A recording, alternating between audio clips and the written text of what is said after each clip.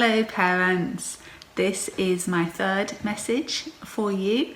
Again, absolutely optional, don't feel that you have to look at this at all. Many parents are finding these messages helpful, so welcome if you're here.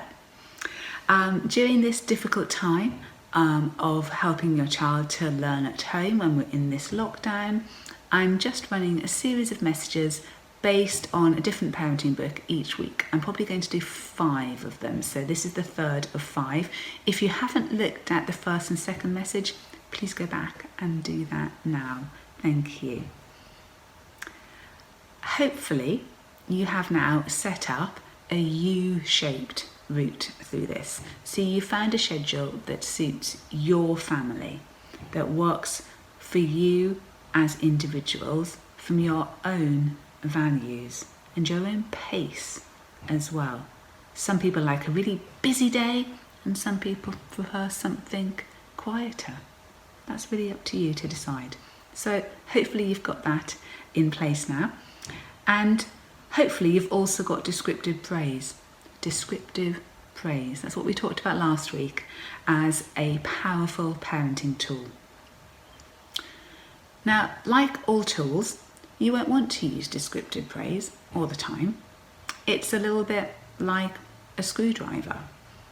Really versatile, really effective, but it doesn't do every single job for you. It's not suitable for every single context. Often you need a screwdriver, but sometimes you need a hammer. And I have to say that on Friday, I didn't use a screwdriver, I used the hammer, and I spoke sharply to my son. And this was within the context of us having a positive morning and chatting and joking with each other, both feeling really good and really secure in our relationship. But then he was lazy. And I said to him in a sharp tone of voice, "I'm not happy with that piece of work. You haven't sorted out your punctuation. You cannot upload that to your teacher until it's improved." And bless him, he took it on the chin and he improved his work and uploaded it, and we were able to move past that. So don't feel that every single sentence you say all day long to your child has to be positive, because that's just not the real world. Descriptive praise is an amazing tool, but you're going to need other things in your toolbox as well. So the first book we looked at was that Selfish Reasons to Have More Children by Bryan Caplan, and that was a very data-led book, lots of studies and statistics. Our second book was the Calmer, Easier, Happier Parenting book, which was really based on a lot of psychology. And our third book, I've actually got a hard copy of. The other two I just had Kindle versions, but this one I've got a hard copy. It's French Children Don't Throw Food by Pamela Druckerman. Pamela's a journalist from America who moved to Paris and raised her children there, and she was really inspired by the French style of parenting. It's a lovely chatty book. It just feels like she's sitting next to you, regaling you with anecdotes, but together they do form a great parenting philosophy. So I recommend all of these books. I used this particular book, French Children Don't Throw Food, most when my son was in nursery, reception and year 1. And I very much relied on it at that time to set up a foundation that we're still reaping the benefits of now when he's in year 4.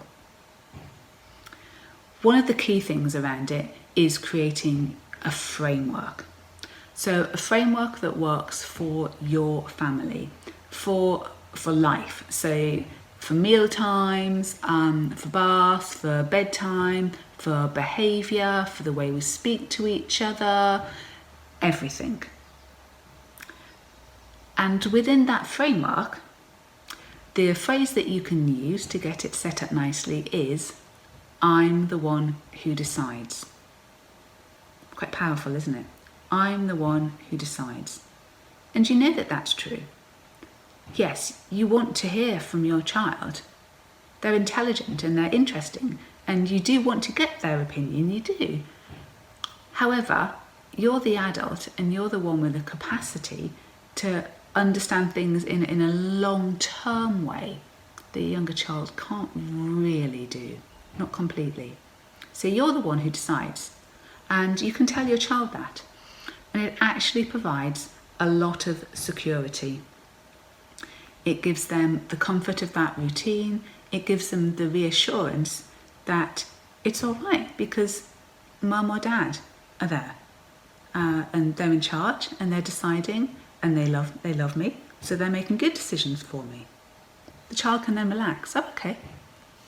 And we all know that when children feel relaxed and secure, that's when they show their best sides. That's when you get their best behaviour. Another phrase that Pamela uses in the book is the plan for the day. And she recommends spelling that out to a child.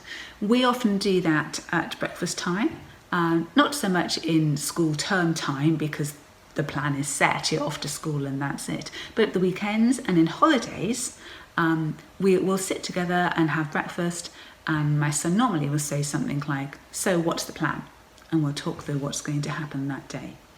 Later in the day, if your child wants to do something that you don't want them to, then you can refer back to the plan.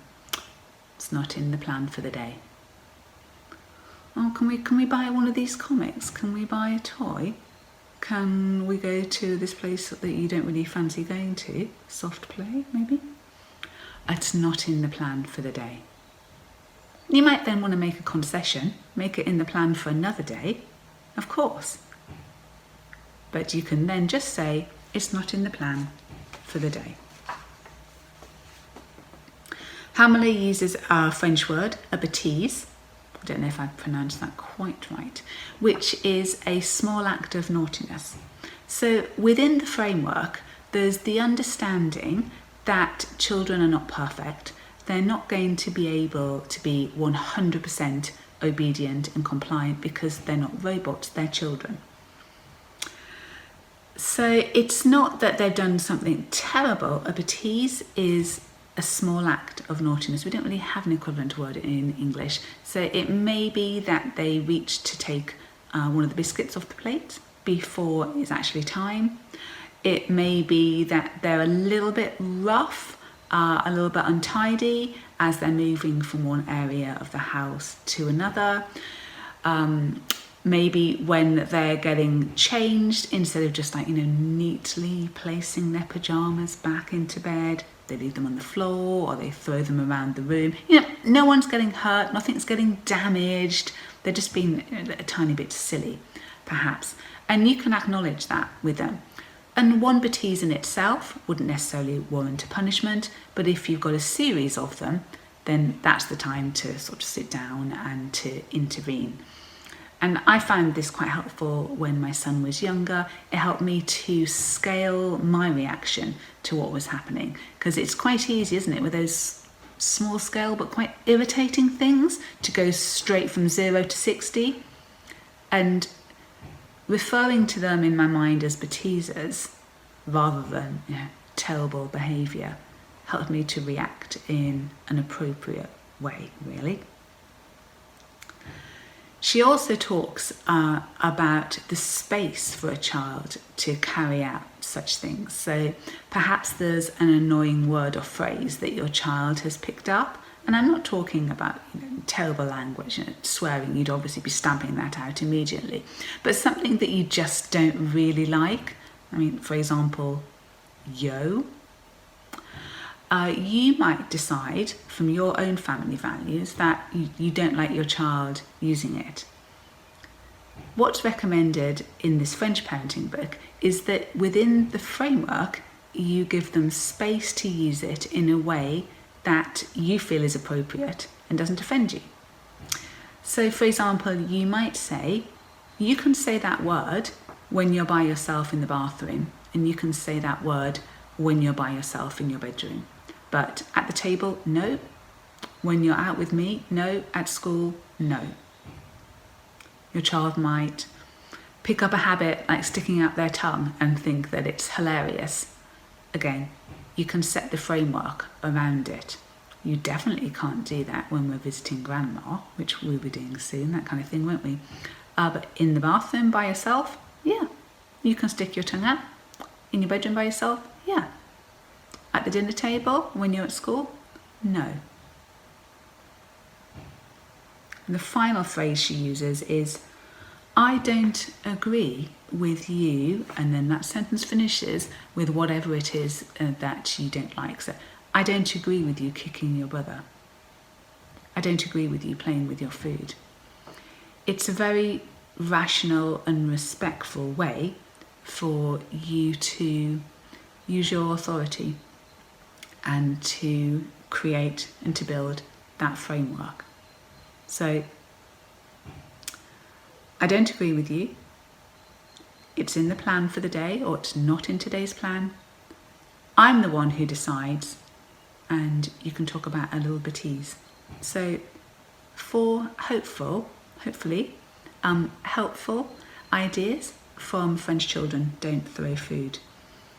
To make this even more effective, I would suggest that you use these ideas in conjunction with Calmer, Easier, Happier Parenting. There's a chapter in that book, if you bought it, called Reflective Listening, which acknowledges that it's difficult sometimes for someone else to impose their authority on you and to stop you doing what you want to do. And it helps with the sympathy for that. It doesn't mean that you give in to your child and say, oh no, go on, keep playing with your food.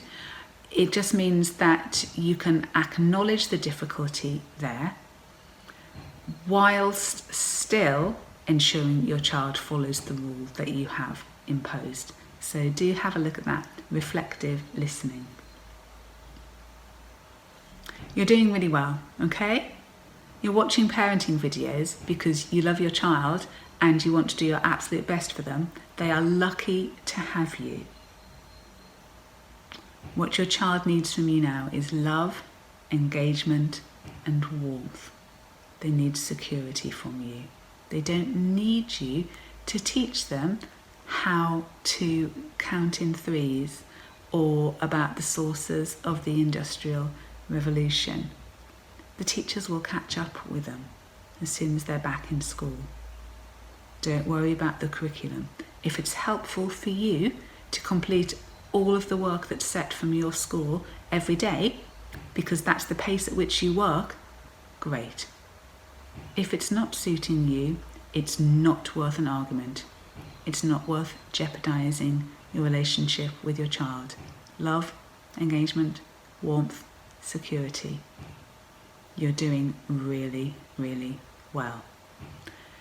If this has all been a bit too much in terms of the framework and things, next week I'll be talking about a different kind of book, The Idle Parent. Does that sound good?